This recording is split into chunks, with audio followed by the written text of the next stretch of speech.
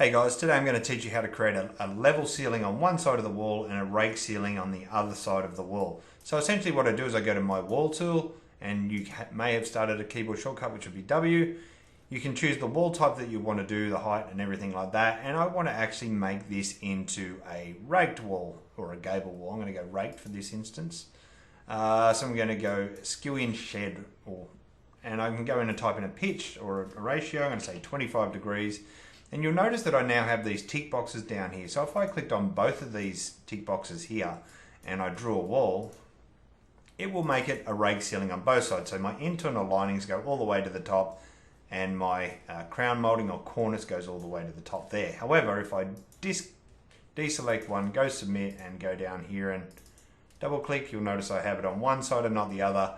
And obviously if I actually turn it around, pretty straightforward really, guys. If you've got any questions, ask them below. If you like the video, push dislike.